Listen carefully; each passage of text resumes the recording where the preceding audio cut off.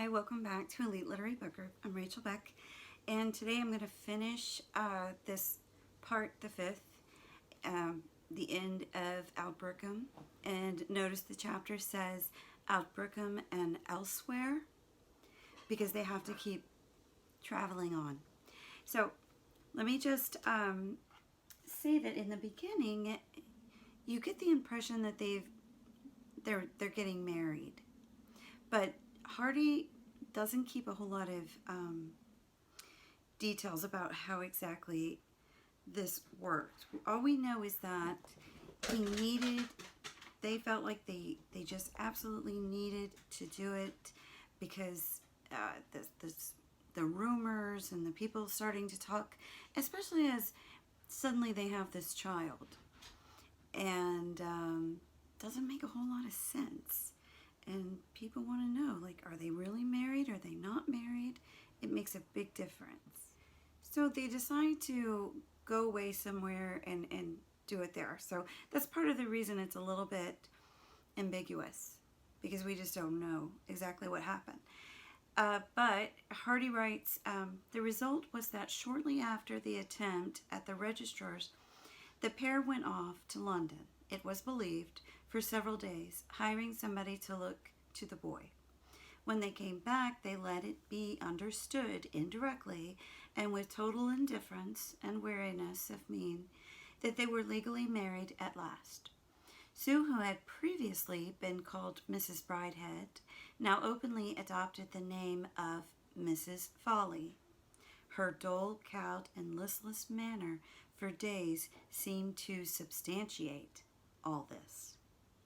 But the mistake, as it was called, of their going away so secretly to do the business, kept up much of the mystery of their lives, and they found that they made no such advances with their neighbors as they had expected to do thereby. A living mystery was not as much interesting than a dead scandal. So the fact that they have been living together without being married, being married doesn't excuse that. They had still committed this sin, and they have, who knows where this child came from. And so there's a lot of mistrust and rumors and so forth, and they know this, and they're getting uncomfortable, and they're thinking, we need to move on. We got to go where we are not known. Okay, so we don't keep having this problem, because it's also affecting their son. He's getting made fun of at school for his, I think Hardy calls it, nominal mother. But as they're having this conversation, there's a knock at the door, and somebody asks, is Mr. Folly home?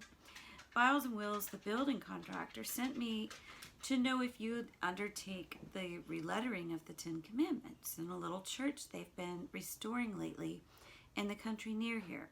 Jude reflected and said he could undertake it. It's not a very artistic job, continued the messenger. The clergyman is a very old-fashioned chap, and he's refused to let anything more be done to the church than the cleaning and repairing. Excellent old man, said Sue to herself, who was sentimentally opposed to the horrors of over-restoration. Which, if you know anything about Thomas Hardy,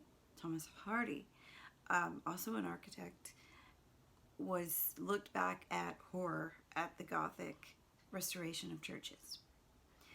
And like I said before about Sue, about tradition, why is she okay with this?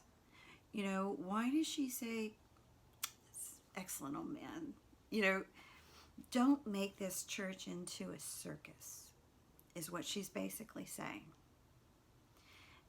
Keep it as historically correct, as the apostolic tradition as you can.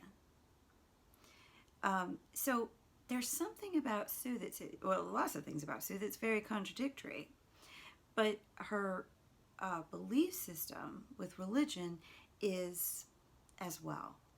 So Sue comes to help him do this project because they do a lot of work together, and she's very artistic and ecclesiastical work and so forth. So they're doing this, And Jude comes in the church as well.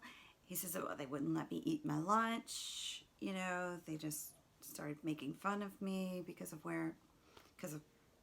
you people." And so they carry on with their work, and Sue hears there's a group of people who came in, and they weren't expecting anybody, but they're there, and she can hear them talking about her. And so it says they went back to where the others were standing, talking in undertones, and one said, Sue could not hear which, "She's his wife, I suppose?" Some say yes, some say no, was a reply from the charwoman. "Not? Then she ought to be, or somebody's. That's very clear. They've been married a few weeks, whether or no. A strange pair to be painting the two tablets. I wonder Biles and Willis could think of such a thing as hiring those two." And then somebody else is reminded of a scandal that happened a long time ago when somebody had worked on the Ten Commandments and somehow left out all the nots in the Ten Commandments so that it read, "Thou shalt commit adultery, thou shalt kill," and so forth. So how those two things relate, I don't know, but that's what it brings them back to. This is a scandal. How could you let these two people work, in this sacred relettering of the Ten Commandments? We obviously have to go tell somebody, and so they do. And the guy comes back, and he's very nice about it, and says, "Well, I'm sorry, but I can't really let you continue working. There's been some complaints, And they're kind of used to it by now, and aren't too upset. And he agrees to pay for his rest of the week anyways. And Sue reflects on this and says, how could we be so simple to suppose that we might do this? And one reason why I bring this line up is because it reminds me of the original title of the book, which Hardy called The Simpletons. How could you be so simple as to, but what's ironic about that is they're not simpletons. And the next thing that we find out is that Jude is like the head of this type of union unions are just now starting to kind of get together and form groups and talk about equal opportunity. And of course, the focus is on education, and so Jude is really the right guy to be, I don't know, like maybe head of the council, I think, or at least one of the council members. I think he's just one of them. Anyway, so it says, Folly had still a pretty zeal in the cause of education, and as was natural with his experiences, he was active in furthering equality of opportunity by any humble means open to him. He had joined an artisans' mutual improvement society established in the town about the time of his arrival there, its members being young men of all creeds and denominations, including churchmen, Congregationalists, Baptists, Unitarians, Positivists, and others. Agnostics had scarcely been heard of at this time.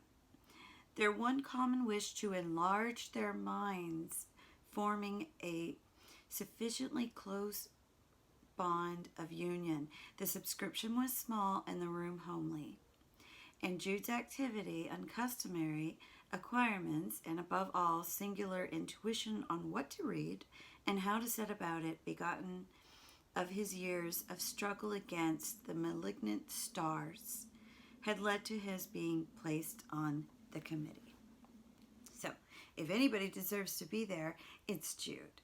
And Jude is probably, because he's self-educated, far more knowledgeable.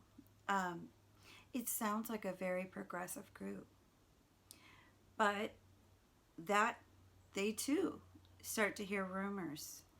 And one of the men in the committee says, we should probably relook our Constitution because if there's some member here who's not Orthodox and people, judge him, they're going to judge the group and they're not going to take us seriously because, then they can say, oh, you let all these, people in who have no morals and so forth. So, as soon as Jude hears his, concern, Jude signs his resignation and just gets out of there. He knows it's about him. So, one of the things to keep in mind about what Hardy said about this tragedy, and I'll go back to it in a little bit, but Hardy said, this is about a boy who didn't get to go to Oxford. And there's so many things that happen to Jude because he didn't get to go to Oxford. But I'll come back to that, but always keep that in the back of your mind, especially if you have an essay question, on the AP test or something, and you write about Jude the Obscure. Don't forget that and find some way to tie it all together to the fact that this person couldn't be who he was meant to be. So Jude and Sue are talking about, where are we going to live? Where are we going? And Jude says, well, maybe in London. Maybe that's where we have to be. And she says, oh, I hate London. I don't want to go back to London. And he says, because Arabella's there? And she's, that's the chief reason. And, but she can't really be happy where she is either. And she says, but in the country I shall always be uneasy, lest there should be some more of our late experience. And I don't care to lessen it by explaining, for one thing, all about the boy's history. To cut him off from his past, I have determined to keep silence. This is from Jude, I think. I am sickened of ecclesiastical work now, and I shouldn't like to accept it if offered me. You ought to have learned classic. Gothic is barbaric art. After all, Pugin was wrong and Wren was right. Remember the interior of Christminster Cathedral? Almost the first place in which we looked into each other's faces. Under the picturesqueness of those Norman details, one can see the grotesque childishness of uncouth people trying to imitate the vanished Roman forms, remembered by dim tradition only. Yes, you have half converted me to that view by what you have said before. But one can work and despise what one does. I must do something, if not church Gothic. So they go back and forth on, where to live. And one of the things that comes up that Jude says, I'm a baker's son. Well, technically, the aunt had a baker's business. And so, maybe we ought to bake bread and these gingerbreads and go to the fairs and sell them. Now, what's significant about that is this is a step down for Jude. He at least has a trade. He's a skilled worker. To go backwards is going to really hurt their pride, and you'll see that in what happens when they're at the fairs. But also remember the way Hardy describes the town's fair people. They are like the lower class. But remember, they also were very quick to defend Phillotson when, they had that fight that literally broke out.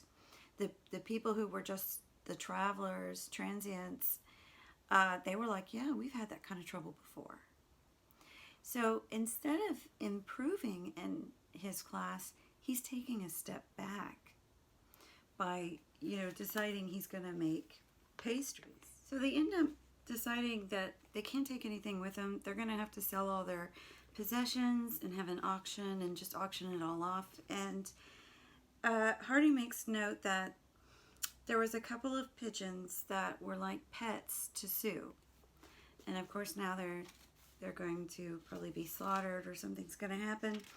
And she can't bear it. And it's sort of a symbolic moment, but at the last minute, she lets them out of their cage, runs off and then freaks out and says, what am I going to do? Because now I owe them money and I shouldn't have done this. And she says, it was so foolish of me. Why should nature's law be mutual butchery? Which goes back to naturalism that we've heard before. But Father Time is listening, and he says, is it so, Mother? Asked the boy intently. Yes, said Sue vehemently. Well, they must take their chances now, poor things, meaning the birds. As soon as the sale account is wound up and our bills are paid, we'll go. Where do we go to? Asked Time in suspense.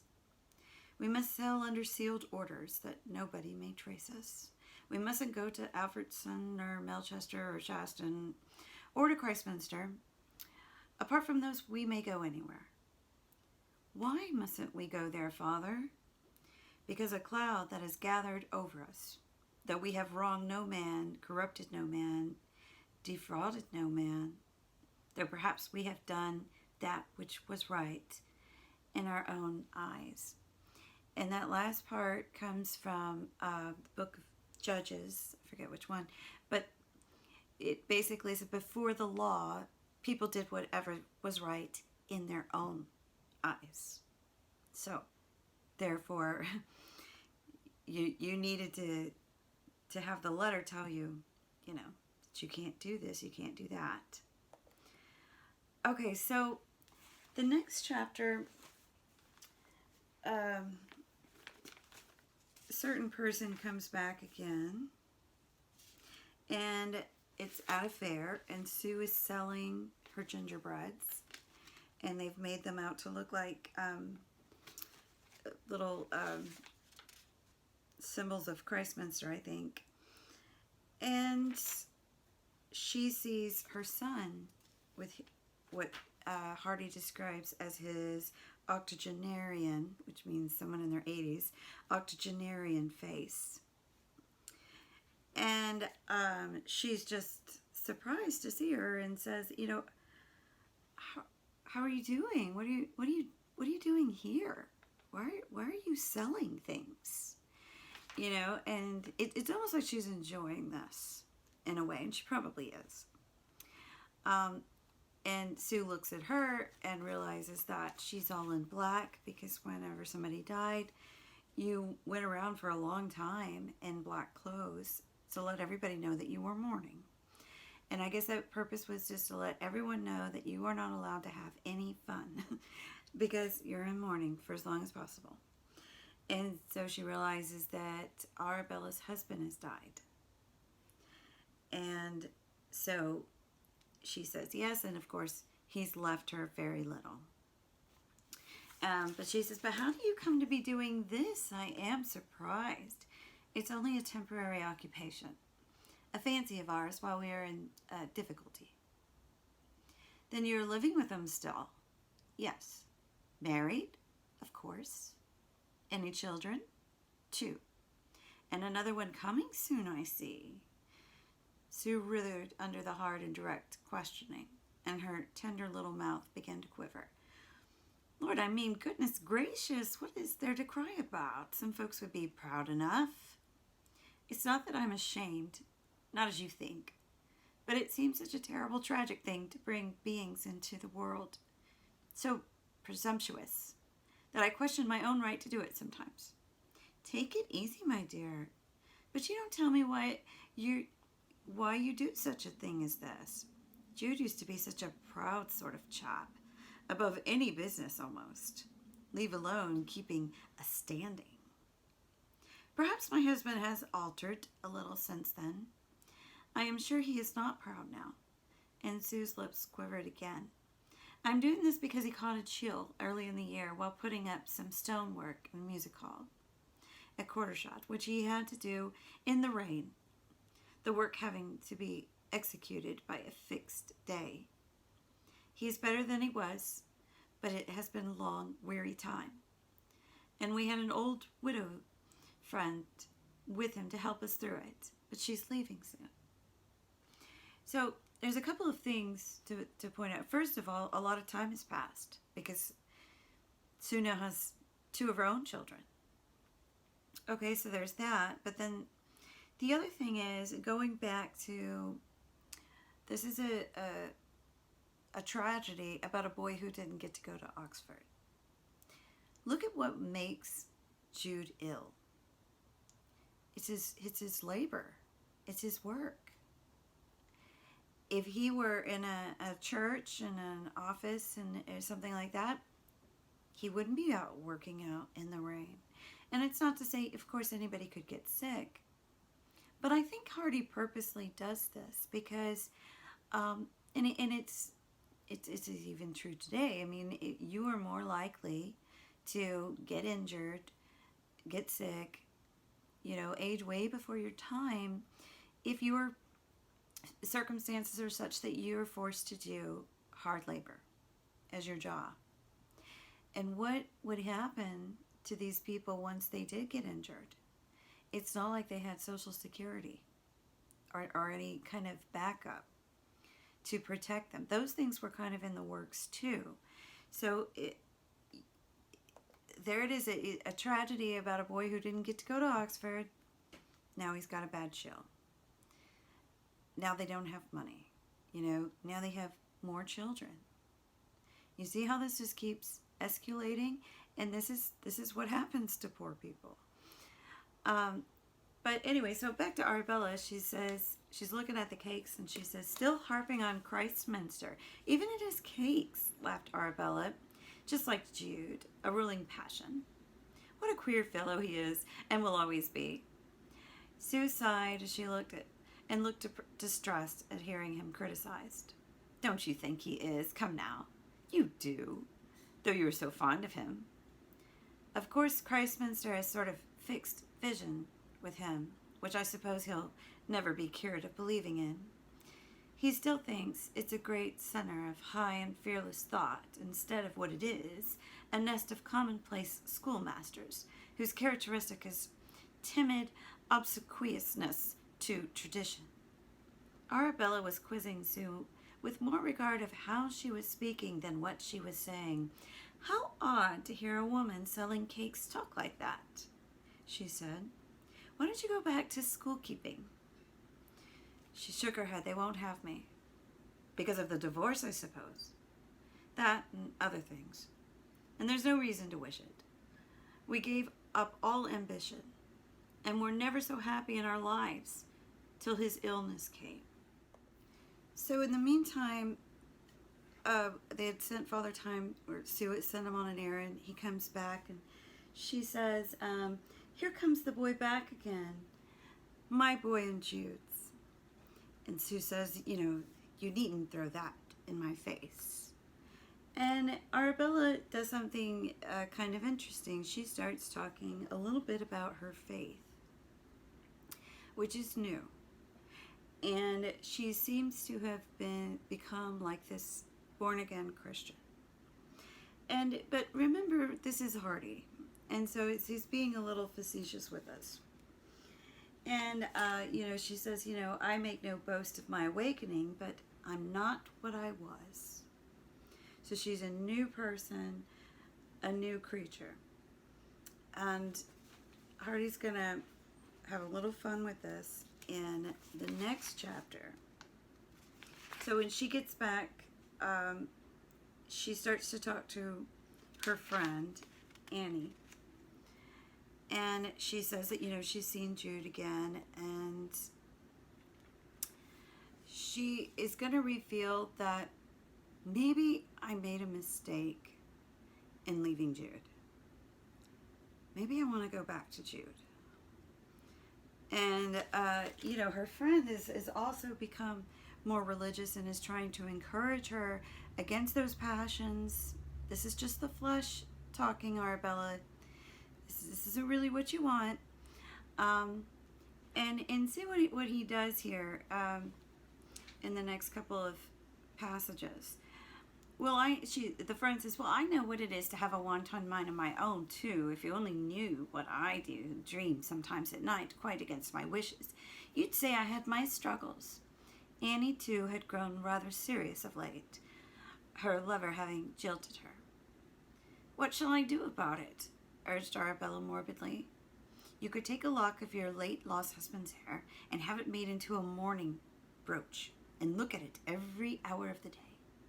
I haven't a morsel, and if I had, 'twould be no good. After all that's said about the comforts of this religion, I wish I had Jude back again. You must fight valiant against the feeling, since he's another's.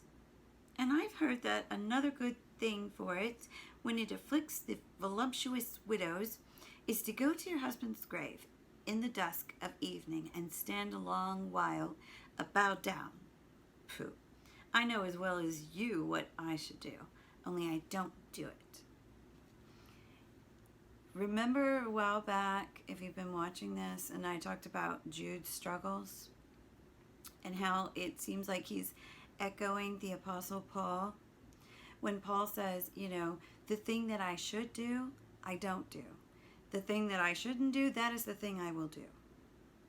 Even Paul says this. This is like the Christian struggle.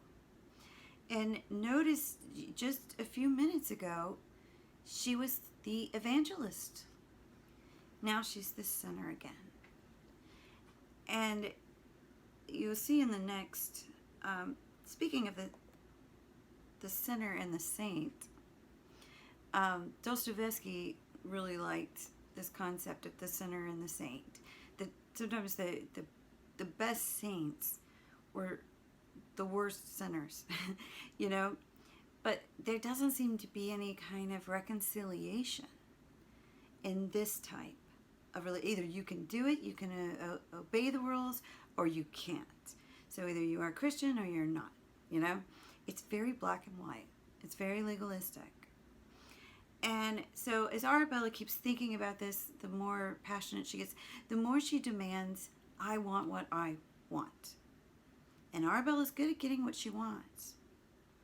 And so she says, he's more mine than hers, she burst out. What right does she have to him? I should like to know. And I'd take him from her if I could. Fie, Abby, and your husband only 6 weeks gone. Pray against it.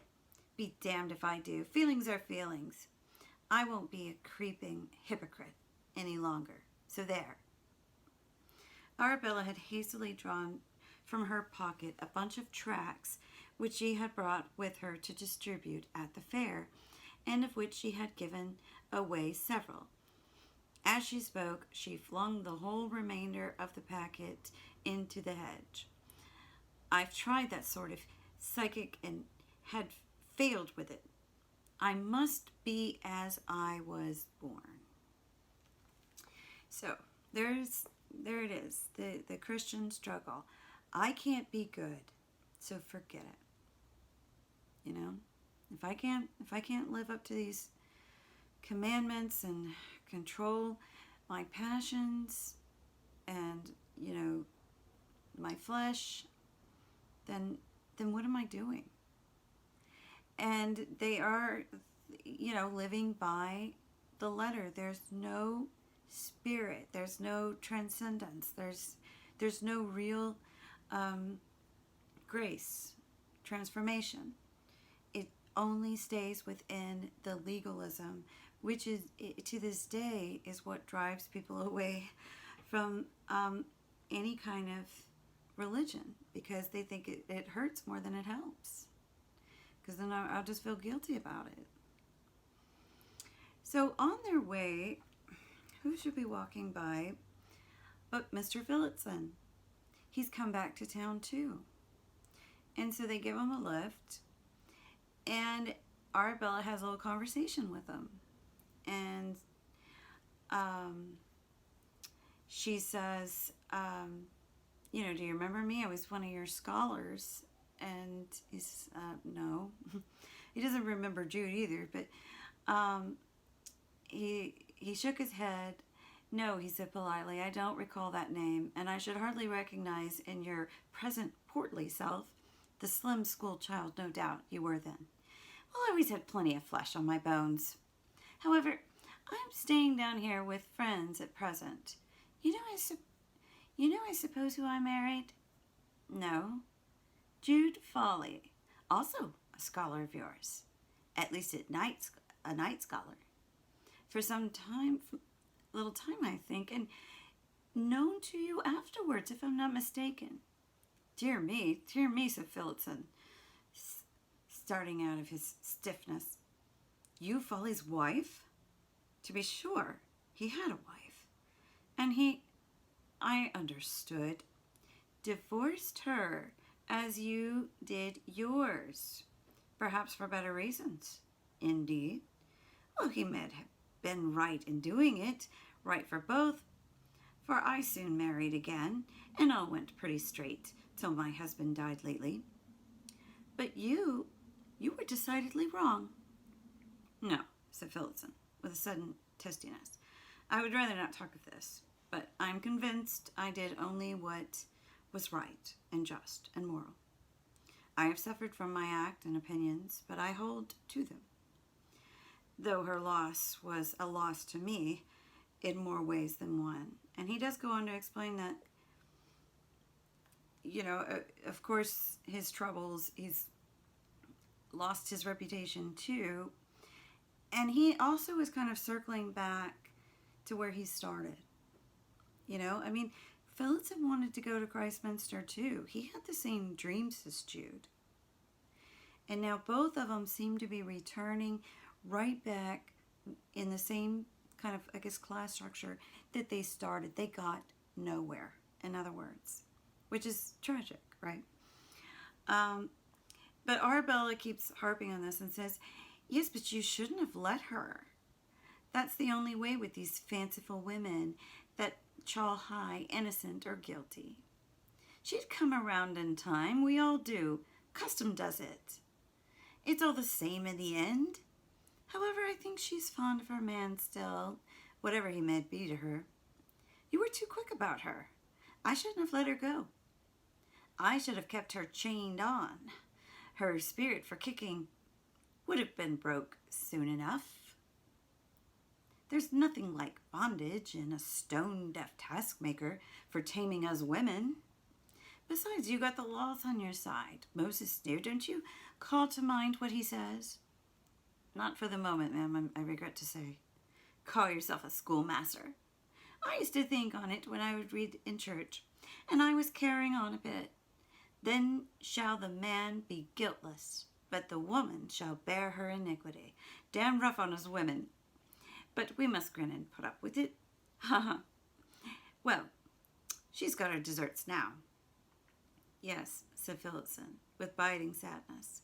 Cruelty is the law pervading all nature and society, and we can't get out of it if we would. Well, don't you forget to try it next time, old man. So, one of the things that she refers to is taming a woman just like you would a wild animal. You just chain them up long enough, beat them long enough, they're going to lose their will. And you had, like she's a wild horse, you just break her, But there's also something else she tells Phillotson that he really didn't know, and that is that she insinuates that you legally really didn't even have the right to divorce her. If you remember, I talked about the divorce laws in a few videos back. God knows when. But, you had to, commit adultery. She knows that Sue didn't commit adultery. Phillotson didn't really know that. So Arabella brings that to his attention. So by the end of this chapter, Sue goes back home to Jude. Jude is feeling better. He's kind of in high spirits at the moment. The widow Edlin had taken good care of him. Bless her heart, now she's going to go back home. And Sue says, well, I ran into Arabella. And guess what? She's taken up chapel going and talks accordingly. And he says, well, perhaps it's for the best that we move on, and then, our only friend in the world, Widow Edlin, can leave. And you know what? I've been thinking, I think we should go back to Christminster. And Sue says, why should you care so much for Christminster? She said pensively. Christminster cares nothing for you, poor dear. Well, I do. I can't help it. I love the place. Although I know how it hates all men like me and so-called self-taught, how it scorns our labored acquisitions when it should be the first to respect them, how it sneers at our false quantities and mispronunciations when it should say, I see you want help, my poor friend. Nevertheless, it is the center of the universe to me, because of my early dream, and nothing can alter it. Perhaps it will soon wake up and be generous. I pray so. I should like to go back to live there, perhaps to die there. In 2 or 3 weeks I might, I think. It will be June, and I should like to be there by a particular day. So this is definitely foreshadowing what is going to happen in part the 6th. All right, thanks for listening. See you next time.